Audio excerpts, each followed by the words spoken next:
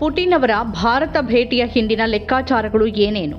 Bharat Russia ಸಂಬಂಧಗಳು ಇನ್ನಷ್ಟು ಗಟ್ಟಿಗೊಳಿಸುವಲ್ಲಿ ಇದು ನೆರವಾಗುತ್ತಾ? ದ್ವಿಪಕ್ಷೀಯ ಸಂಬಂಧಗಳ ಮೇಲೆ ಇದು ಉಂಟು ಮಾಡುವ ಪರಿಣಾಮ ಏನಿರಬಹುದು? 23ನೇ ಭಾರತ ರಷ್ಯಾ ವಾರ್ಷಿಕ ಶೃಂಗಸಭೆಗಾಗಿ ರಷ್ಯಾ ಅಧ್ಯಕ್ಷ ವ್ಲಾಡಿಮಿರ್ ಪುಟಿನ್ ಗುರುವಾರ ದೆಹಲಿಗೆ ಬರ್ತಿದ್ದಾರೆ. ಜಾಗತಿಕ ರಾಜಕೀಯದ ಏರಿಳಿತಗಳು, ಪಾಶ್ಚಿಮಾತ್ಯ ಒತ್ತಡದ ಹೊರತಾಗಿಯೂ ರಷ್ಯಾದೊಂದಿಗಿನ ಭಾರತದ ಸಂಬಂಧಗಳು ಗಟ್ಟಿಯಾಗಿಯೇ ಇದೆ. ಇದಕ್ಕೆ ಕೇವಲ ಐತಿಹಾಸಿಕ ಆಕರ್ಷಣೆ ಮಾತ್ರವಲ್ಲದೆ ಬದಲಾಗ್ತಿರುವ ಭೌಗೋಳಿಕ ರಾಜಕೀಯ ಪರಿಸ್ಥಿತಿಗಳು ಮತ್ತು ಕಾರ್ಯತಂತ್ರದ ನಂಬಿಕೆಯನ್ನ ಹಾಗೆಯೇ ಉಳಿಸಿಕೊಂಡಿರೋದು ಕಾರಣ. ಕಳೆದ ಶತಮಾನದ ದ್ವಿತೀಯಾರ್ಧದಲ್ಲಿ ಮೂಡಿದ್ದ ವಿಶ್ವಾಸಾರ್ಹತೆ ಈಗ ಇನ್ನೂ ಬೆಳೆದಿದೆ. 2022ರ ನಂತರ ಭಾರತ ಪಾಶ್ಚಿಮಾತ್ಯ ಒತ್ತಡದ ವಿರುದ್ಧ ನಿಲುವು ತಳೆದಿದ್ದು ರಷ್ಯಾದೊಂದಿಗೆ ಆರ್ಥಿಕ ಸಂಬಂಧ ಮೊಟಕುಗೊಳಿಸೋಕೆ ನಿರಾಕರಿಸಿದೆ. ಮಾಸ್ಕೋ ಮೇಲಿನ ಪಾಶ್ಚಿಮಾತ್ಯ ನಿರ್ಬಂಧಗಳು ವಿಸ್ತರಿಸಿದಂತೆ ದೆಹಲಿ ಕೂಡ ಅದರೊಂದಿಗಿನ ಸಂಬಂಧ ಕಡಿಮೆ ಮಾಡಬೇಕು ಅಂತ ಅಮೆರಿಕ ಮತ್ತು ಯುರೋಪ್ ಒತ್ತಾಯಿಸಿದ್ವು. ಭಾರತ ಹೆಚ್ಚಾಗಿ ರಿಯಾಯಿತಿ ದರದಲ್ಲಿ ರಷ್ಯಾದ ಕಚ್ಚಾ ತೈಲ ಆಮದು ಮಾಡಿಕೊಳ್ಳುವುದನ್ನು ಮುಂದುವರೆಸಿತು. ನಂತರದ ಆಮದುಗಳಲ್ಲಿ ಕುಸಿತ ಕಂಡು ಬಂದಿದೆಯಾದರೂ ಪಶ್ಚಿಮದ ಒತ್ತಾಯಗಳಿಗೆ ಮಣಿಯದೆ ಭಾರತ ರಷ್ಯಾದೊಂದಿಗಿನ ಬಾಂಧವ್ಯವನ್ನ ಮುಂದುವರೆಸಿದೆ.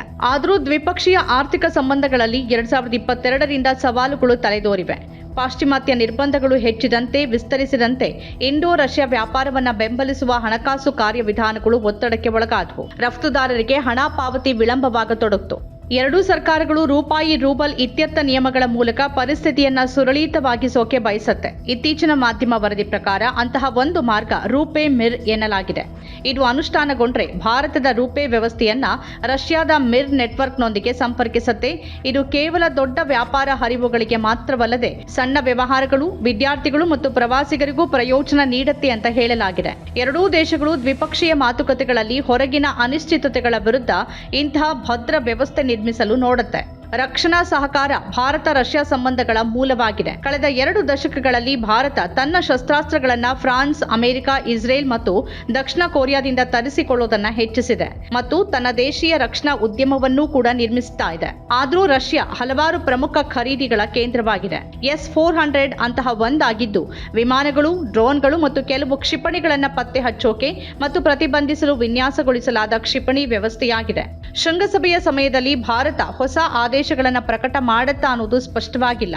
ಇದಲ್ಲದೆ ಮಾಸ್ಕೋ Su-57ನಂತಹ ಸುಧಾರಿತ ವ್ಯವಸ್ಥೆಗಳನ್ನು ನೀಡೋಕೆ ಬಯಸಿದೆ. ಪಾಶ್ಚಿಮಾತ್ಯ ನಿರ್ಬಂಧಗಳಿಂದ ಉಂಟಾದ ಅಡೆತಡೆಗಳ ನಡುವೆ ಈ ಆದ್ಯತೆಗಳು ಪ್ರಾಮುಖ್ಯತೆ ಪಡೆದಿವೆ. ತಂತ್ರಜ್ಞಾನದ ವಿಷಯದಲ್ಲಿ ಯುರೋಪ್ನೊಂದಿಗೆ ಮತ್ತು ರಕ್ಷಣೆ ಮತ್ತು ಇಂಧನದ ವಿಷಯದಲ್ಲಿ ರಷ್ಯಾದೊಂದಿಗೆ ಭಾರತ ನಿಕಟವಾಗಿ ಸಂಬಂಧ ಕಾಯ್ದುಕೊಳ್ಳುತ್ತೆ.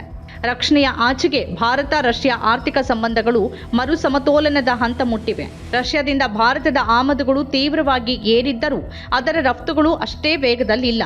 ಬದಲಾಗ್ತಿರುವ ಭೌಗೋಳಿಕ ರಾಜಕೀಯ ಸನ್ನಿವೇಶಗಳ ನಡುವೆ ಪುಟಿನ್ ಭಾರತ ಭೇಟಿ ಮಹತ್ವ ಪಡೆದಿದೆ. ದೆಹಲಿ ಮತ್ತು ಮಾಸ್ಕೋ ಎರಡೂ ಈ ಭೇಟಿ ದ್ವಿಪಕ್ಷೀಯ ನಂಬಿಕೆಯನ್ನ ಇನ್ನಷ್ಟು ಗಾಢವಾಗಿಸುತ್ತೆ ಅನ್ನೋ ವಿಶ್ವಾಸವನ್ನ ಹೊಂದಿವೆ. ರಕ್ಷಣಾ ಸಹಕಾರವನ್ನು ವಿಸ್ತರಿಸೋದ್ರಿಂದ ಹಿಡಿದು ಇಂಧನ ವ್ಯಾಪಾರವನ್ನು ಸುಗಮಗೊಳಿಸೋದು ಮತ್ತು ಹಣಕಾಸು ಕಾರ್ಯವಿಧಾನಗಳನ್ನು ಸುಲಭಗೊಳಿಸುವವರೆಗೆ ತಕ್ಷಣದ ಸಮಸ್ಯೆಗಳನ್ನು ಪರಿಹರಿಸುವಲ್ಲಿ ಎರಡೂ ದೇಶಗಳು ಸ್ಪಷ್ಟ ಫಲಿತಾಂಶವನ್ನ ಬಯಸ್ತಿವೆ. ನಮ್ಮ ಕಾರ್ಯಕ್ರಮಗಳನ್ನ ನೀವು ನೋಡ್ತಾ ಇದ್ರೆ ನಮ್ಮ ಚಾನೆಲ್ ಅನ್ನ ಸಬ್ಸ್ಕ್ರೈಬ್ ಮಾಡಿ, ಪಕ್ಕದ ಬೆಲ್ ಐಕಾನ್ ಒತ್ತಿ ನಮ್ಮನ್ನ ಬೆಂಬಲಿಸಿ. ಹಾಗೆ ನಮ್ಮ ಕಾರ್ಯಕ್ರಮಗಳನ್ನ ಲೈಕ್ ಮಾಡಿ, ಕಮೆಂಟ್ ಮಾಡಿ, ಅದನ್ನ ಬೇರೆಯವರಿಗೂ ವಾಟ್ಸ್ಆಪ್ ಮೂಲಕ ಶೇರ್ ಮಾಡಿ. ನೀವು ಹೀಗೆ ಮಾಡಿದಾಗ ನಮ್ಮ ಚಾನೆಲ್ ಮತ್ತಷ್ಟು ಜನರಿಗೆ ತಲುಪಲು ನೀವು ನಮ್ಮೊಂದಿಗೆ ಸಹಕರಿಸಿದ ಹಾಗಾಗುತ್ತೆ. ಇದು ನೀವು ಯಾವುದೇ ಖರ್ಚಿಲ್ಲದೆ ಕೆಲವೇ ಸೆಕೆಂಡುಗಳಲ್ಲಿ ನೀಡಬಹುದಾದ ಸಹಕಾರ. ಧನ್ಯವಾದಗಳು.